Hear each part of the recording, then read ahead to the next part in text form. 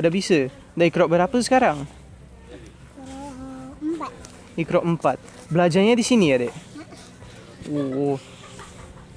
So this right here, she is the youngest here at 6 years old. She's still quite new here, almost not even a year, but she stayed here and learned about how to read the Iqra from the first Iqra all the way to the fourth one. That's quite amazing.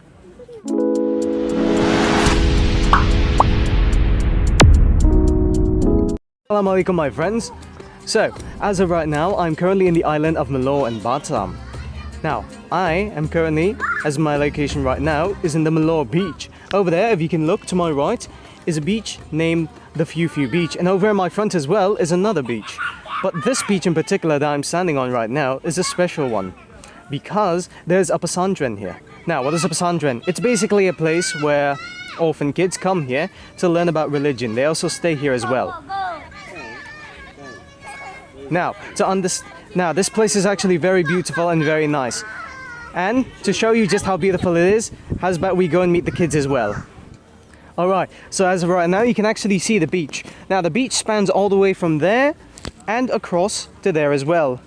Not that big, but I have to say, for what it's worth, it's quite beautiful. And over here on the right as well, you can actually see a mosque.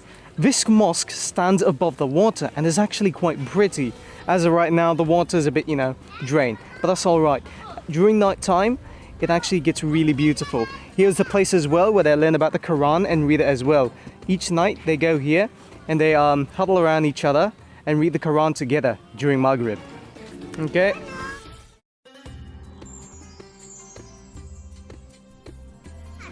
All right. So since we've seen the place, let's go meet the kids that are in here. Hey, Dek. Cik sini bentar, Dek. Nama adik siapa? Harun. Harul. Umur berapa? 10. 10 tahun. Udah di sini dah berapa lama, Dek? 8. 1 tahun. Baru 1 tahunnya di sini, Dek. Alright, so this right here, this kid is currently, he's 10 years old and he stayed here for about 1 year. Kalau adik namanya apa? Nadia. Nadia ya, Dek. Sini dah berapa? Nadia. Nuradaya. Panggilannya? Nur. Sini dah berapa umur adik? Nah, masa tak tahu umur sendiri, Dek? Dah berapa tahun tak di sini? 6 tahun di sini. Udah lama juga ya, Dek. Tapi Angel sama mama. Gitu ya, Dek. So this right here is Nur. She stayed here for quite possibly the longest, for 6 years. Her age is roughly around 12 years old. So she's stayed here for quite a long time. Teresa ya, Dek. Berapa umurnya? 8. 8 tahun. Di sini udah berapa lama, Dek? Anak baru. Anak baru. Anak baru ya, Dek. Udah bisa baca ini belum? Iqra? Dah. Udah bisa. Dah Iqra berapa sekarang? 4. Iqra 4. Belajarnya di sini ya, Dek? Oh. So this right here, she is the youngest here at 6 years old. She's still quite new here, almost not even a year, but she stayed here and learned about how to read the Iqra from the first Iqra all the way to the fourth one. That's quite amazing. All right, so we've just about meet the kids around here, but what about let's say we meet with one of the teachers around here. So let's have a meet and have a talk with one of them. This is her right here. What's your name? My name is Sylvie. Sylvie. Yes. So how long you stayed here, Sylvie? Maybe at 13 years old. 13 years. 13 years here. So you've taught these kids, huh? What? So you've taught these kids from as a teacher. Yes, I'm a teacher. So what did you teach them? I just teach these children and the education of English, maybe in English or in others lesson like mathematics or others. Oh, I see. So what do you think of this place? I think this place is little bit little bit large. So this is the place. This place is comfortable for children to study because children can study with play game or between study and play game. They are can study relax and not boring for study. I see. So, what do you wish or hope from this place? I wish this place and these children all later can be a success people. Why? Because many education, many school in Indonesia that have many education, high education, but they don't have success children for in the future. Like the children just go to school but not study diligently or clever, can be a clever person, not, but they just study with lazy. Wow, truly amazing. You can see these people try their best to try and raise these children from the ground up to be very great people. Thank you very much for your time and conversation. Alright, so as you can see here, this is the name of the pesantren, Yayasan Annur Melur Galang. Quite a beautiful name, a bit of a mouthful. But as you can see here, this is all of their studies alongside the stuff that they teach towards the children.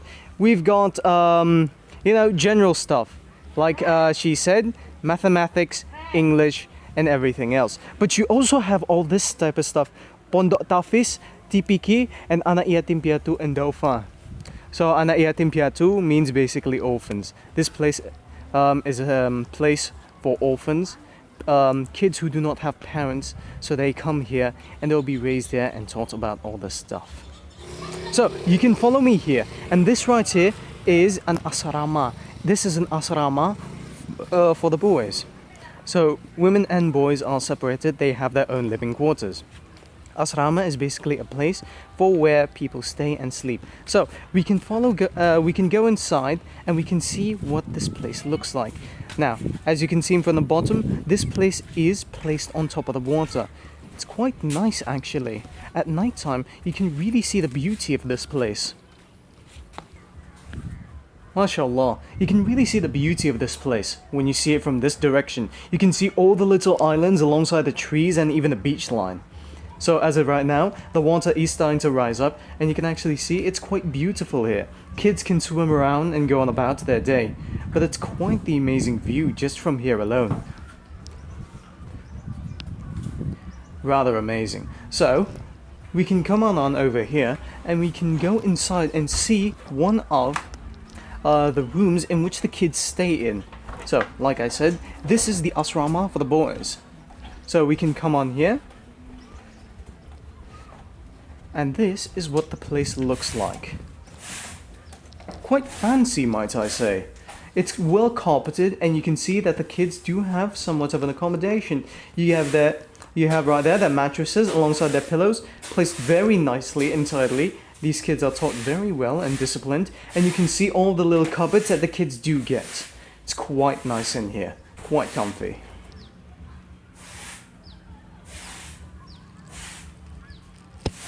We also have the toilets and bathrooms for the children to use. Now, this place does have a bit of some bathrooms over here. You can see them right here. Actually, quite nice, I would say. It's very nice in comparison to many other places. So as you can see here, rather nice, I would say. Not dirty, and it seems very clean actually. I could only assume that these children do clean the bathrooms by themselves. Alright, so as mentioned before, we've already seen the boys' place. How's about the female one? Let's have a look inside, shall we? So, female one, they're tiled and still, as I said, it's just about the same as the boys' one. It's very nice, very clean, very tidy, and you can also see all the little cupboards that they have for the children. You can also see that they have a television for the females. It's right there for the kids' entertainment. I mean, sure, the females get a television, but hey, the boys get a very nice view of the ocean. So, over on this side, which is to the right of the female asrama, we can also see the bathrooms for the female.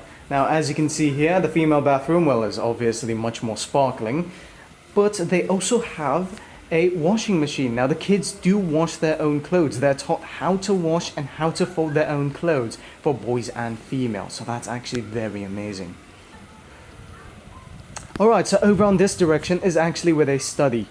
But this isn't really only the only place in which they study, but it's a general area where both the boys and the girls can study. So this right here is the whiteboard, and this also is one of the tables in which they use. Now, it's mostly just placed on the ground like here, and just like that. So they place their books, and then they study on top like that. So that's a generalization. Alright, so as you can see here, this is actually the view of the pesantren from the front. It's very wide, as you can see. Doubles as a place for kids to play around, as also a parking spot. It's also a great place to just sit around and relax in. Very lots of wind. However, from here on, let's try and go and meet the owner of this place. I heard that he was actually just a fisherman, as well as a gardener. So let's go and try and find him. Alright, so as of right now, currently I'm in one of the gardens that belongs to the owner of the pesantren. Now, the name of the person who owns this place is Sir Ujang. So, as you can see, he's here right now. So let's have a chat with him, shall we? Misi, Pak Ujang. Iya, boleh ngomong sebentar, Pak Ujang? Salam kenal, Pak Ujang. So, this right here is actually the owner of the place. So, alright, so this is the owner of the place. His name is Pak Ujang, and let's have a chat with him for a moment. Misi, Pak Ujang. Ya, Boleh Pak nanya-nanya soal pesantrennya? boleh, silakan. Jadi pesantrennya udah berapa lama berdiri, Pak? Kita berdirinya dulunya memang bukan pesantren, dulunya khusus anak yatim piatu. Karena sudah berdiri dari 2008. Kemudian kita terbentuklah pada pesantren tahun 2017 kita mendirikan pesantren Pondok Tapis Al-Quran, dan alhamdulillah sampai sekarang sudah berjalan lancar. Alright, so this place has actually been standing since 2008. It's actually quite long. If you count that, how many years is that? Almost, let's see here, 8, 2, roughly 6-ish years this place has been standing. Actually more, 16 years. Wow, that is insane, shall you say? And, well, originally this place actually wasn't meant to be a pesantren. It was just a normal orphanage for kids who were living in the islands. This place became a pesantren when it was 2017. Quite amazing. Jadi Pak, dengar-dengar aku Bapak itu kerjanya sebagai orang pekebun apa sama nelayan, betul tuh Pak? Betul, kebun. Alhamdulillah, ketika cuaca kurang bagus dari laut, ke kebun, ketika cuaca bagus ke laut. Jadi laut darat yang kami kerjakan untuk demi mencukupi biaya kebutuhan kita sehari-hari di pesantren. Dan alhamdulillah sampai sekarang untuk kebutuhan makan sudah tercukupin. So yes, that is correct. As you can see here, Pak Ujang actually works as both a gardener, and as you can see, this is his garden. There's actually a lot more, but this is just one of them. It's a chili farm, and he also works as a fisherman. Normally, when the weather is great, he goes out to the ocean and farms for fish. But normally, when the weather is not great, he comes here. Jadi Pak Ujang itu membuat pesantren ini dengan biaya ini ya Pak? Perkebunan ini sama perkebunan, dari perkebunan, dari ke perikanan, dari hasil laut. Dari hasil juga dari pembuatan ikan asin, keropok ikan, semua dari situ kita bikin untuk kebutuhan sehari-hari. So as you can see here, he actually built the entire place from the ground up only as a gardener and as a fisherman. He normally makes other stuff as well, but generally this is where his money comes from and how he's able to build it alongside buying food for the kids. Jadi Pak, pekerjaan ini sebagai petani atau sebagai nelayan itu cukup tak untuk membiayain anak-anaknya untuk makan ataupun kakak-kakaknya, ibu-ibunya sebagai guru yang ngajar? Alhamdulillah sampai sekarang bisa dicukupin, alhamdulillah, walaupun tidak lebih tapi bisa menutupin. That is quite amazing. Even though he works by himself, he doesn't work with anybody else, and yet he's able to make himself a sustainable income in order for to feed these kids alongside the teachers. That is quite the impressive work. Pak Ujang truly is a hard worker. Jadi Pak, boleh tanya tak, kendala-kendala apa aja yang Bapak hadapi dalam pembuatan pesantren ini Pak? Ya, kendala paling kita dalam pembuatan pembebasan lahan seperti pembayaran tanah sekarang, itu aja yang kita keberatan. Kalau untuk segi yang lain kita tidak ada kendala, tidak ada masalah. Kalau boleh tanya Pak, lahan ini berapa dia? Lahan ini seluas 4 hektar itu 1,5 M. Dan bayarnya itu berapa Pak? Biayanya untuk membayar lahan ini? Untuk pembayarannya 1,5 M dan di DP 200 juta sampai sekarang sudah terbayar 200 juta. Sekarang dalam pengangsuran per bulan 50 juta. 50 juta. So as you can see here, Pak Ujang actually didn't build this place from the ground up, having to bought the place originally. It was built by him alone, and it wasn't actually paid. But now, due to the fact that it's become a pesantren, he now has to pay over 1.7 million Indonesian rupiah. Actually more, 1.7 billion Indonesian rupiah, which is quite the insane number. 200 million of which is from the DP alone. And now he's only paying 50 million a month just so he can get this place afloat. Quite tragic considering these children don't have any other place to stay. Where will they go if he doesn't pay this place? Jadi Pak, Bapak bagaimana caranya Bapak itu mau ngelunasin untuk pembayaran lahan ini Pak? Saya berharap ada donasi atau dermawan untuk membantu pembiayaan lahan ini, karena kami dari kendala sendiri mungkin tidak sanggup, karena nilainya begitu besar. Mudah-mudahan terbuka hati yang donasi atau dermawan untuk membantu kami. Kami cuma berharap uluran tangan daripada donasi. So as you can see, Pak Ujang currently still has to pay over 1 billion Indonesian rupiah just to pay off the land that he currently owns.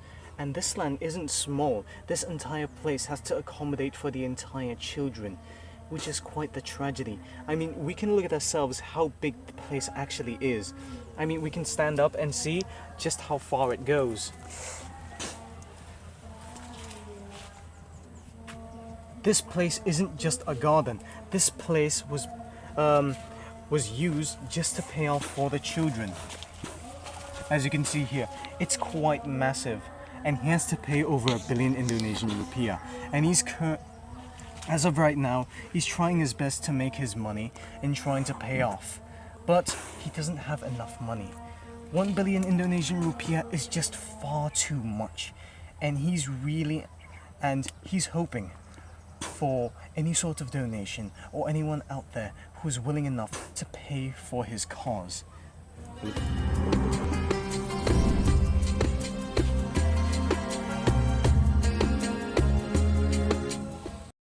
Alright, so it seems like we've reached the end of our journey. There's not much else to say about this place. As of right now, as you can see, the kids are currently preparing to pray over there on the mosque. And well, seems like that's just about it. But all I must say is, it's quite the tragedy that this place is being threats of actually being thrown away. Look at all these children. They don't really have a place to go. This place is basically their home. Their parents are the people who own this place. Having to see them, well, it's simply just where will they go after this? They wouldn't have a home and they couldn't go anywhere else. They have no parents. and this is the place in which they call home. So I beg of anybody out there willing enough to have an open heart and donate to this place. I hope full-heartedly that you can donate at least some money. Thank you very much, and that ends our tour. Assalamualaikum warahmatullahi wabarakatuh.